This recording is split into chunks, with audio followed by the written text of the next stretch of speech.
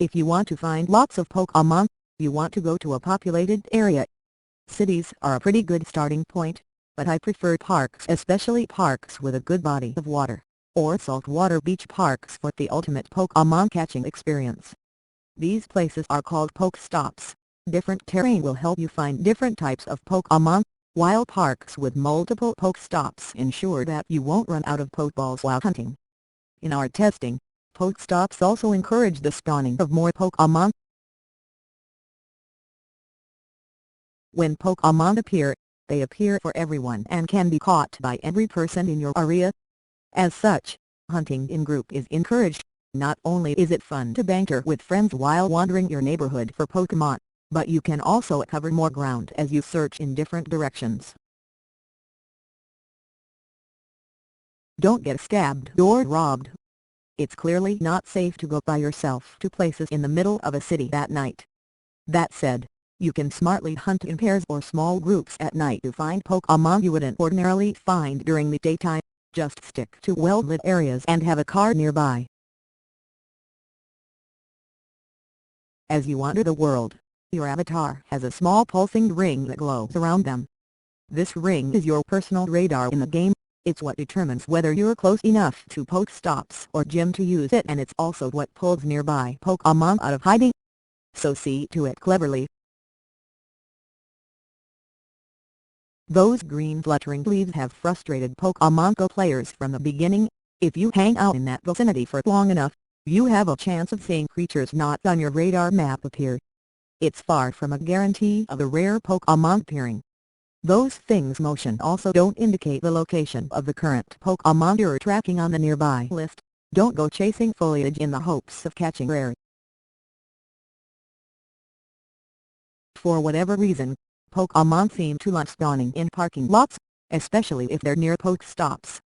You have a luck of seeing 4, 5, and even 6 common Pokémon show up in several gas stations. It's pretty awesome to see that Pikachu spawned on your bed, but AR augmented reality can often make it more difficult to catch your creatures, and drain your battery, too. To keep your device steady and ready for anything, flip AR off. You can always turn it back on if you find the Pokémon in a particularly hilarious location.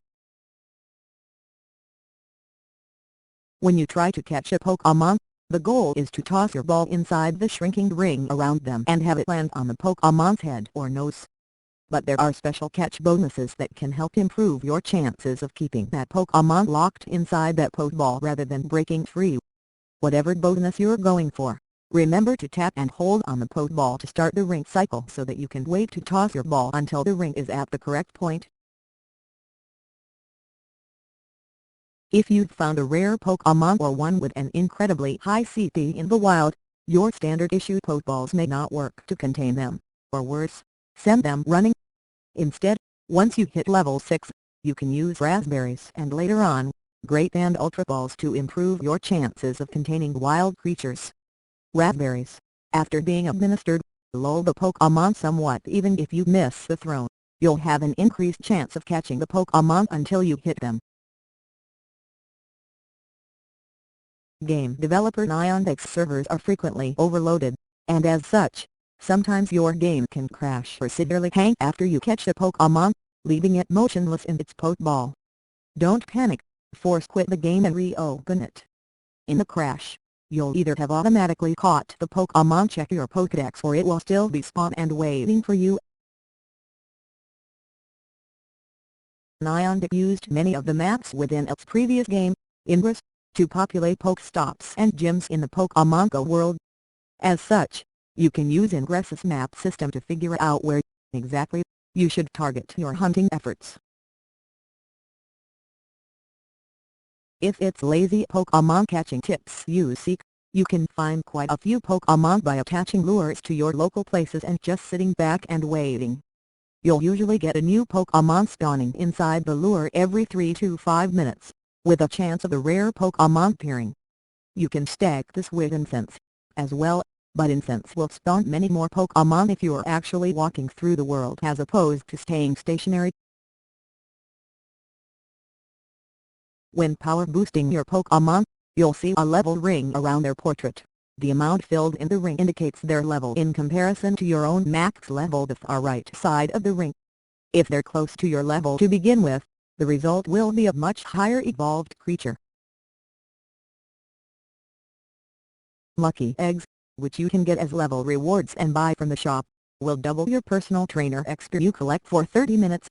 You can use these pretty effectively to grind up your level while catching multiple Pokémon, but the best time to use these eggs is when you're evolving Pokémon. Normally, you get 500 XP for evolving Pokémon, with a lucky egg enabled. That jumps to 1000 XP every time. If you don't have time to take a walk to get your 9.8 km/10 km egg to hatch, try moving your phone back and forth on your desk or around your office. If your trainer moves, you're in a place where the GPS signal is unsteady enough that you can trick the game into thinking you're walking. Keep moving your phone back and forth, and eventually your egg will hatch. If you swipe left or right to dodge at the beginning of a battle, you'll often give yourself an extra attack or two before your opponent can catch up. This is especially true for smaller, quicker types like EVs, whose quick burst attacks and dodges can take down a big creature before they can react. If you can't personally fight a gym battle, or you're traveling with a friend who's exhausting all their powerful Pokémon to beat an opposing gym, you can wait until the gym gets taken over. Once it's a neutral white, anyone can drop their Pokémon in. If you're fast enough, you can recapture a gym of yours that an opponent has been trying to take down, or you can add your most powerful Pokémon to the neutral gym after your buddy has fatigued all their high-level creatures in defeating the gym. Adding a Pokémon to an already friendly gym. Make sure you vary up which type of Pokémon you're adding. An all-fire gym of Flareons and Vulpixes might look cool, but it's incredibly vulnerable to a trainer with water and ground-type Pokémon. This is another simple tip, but one worth knowing for those who just signed up to the game. While it's often tempting to overlook the more mundane Pokémon that crop up all the time, you should try to catch all the creatures you can. That's because you can immediately trade them into the professor to get Pokémon-specific candies. The number one tip for saving both data and battery is to use Google Maps' offline maps function. Since Pokémon GO uses Google Maps API, downloading maps from Google's mapping service for areas you are likely to visit often means the game won't need to spend data or battery updating your local environment. This method has yet to be confirmed as legitimate, but there have been reports from several players who claim it helps.